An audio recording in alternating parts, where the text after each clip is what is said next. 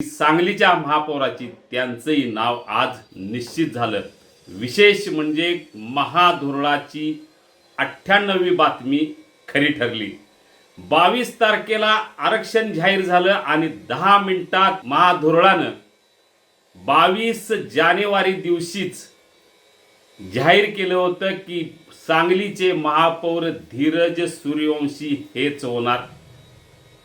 निरंजन आवटी की धीरज सूर्यवंशी हे सांगताना धीरज सूर्यवंशी हेच पहिले महापौर होणार आणि त्यानंतर निरंजन आवटी यांचा नंबर लागू शकतो। हे 22 तारखेला आरक्षण जाहीर झाल्या 10 मिनिटात महाधुरळानं हा अंदाज दिला होता। याशिवाय काल 3 फेब्रुवारीला स्पष्ट बातमी दिली होती की धीरज सूर्यवंशी हेच सांगलीचे महापौर होणार। त्यानुसार आज चंद्रकांतदादा पाटील यांनी भाजपच्या उमेदवारांची घोषणा केली आणि धीरज सूर्यवंशी यांचं नाव त्यांनी घोषित केलं। जे आता भाजप आणि राष्ट्रवादी हे दोघे एकत्र असतील, त्यांची युती झालेली आहे आणि राष्ट्रवादीला गजानन मगदूम यांना उपमहापौर पद दिलेलं आहे। जे भाजपचा महापौर आणि उपमहापौर गजानन मगदूम अशी युती झालेली आहे। 39 नगरसेवक भाजपचे निवडून आले, फक्त एक नगरसेवक कमी होता बहुमताला।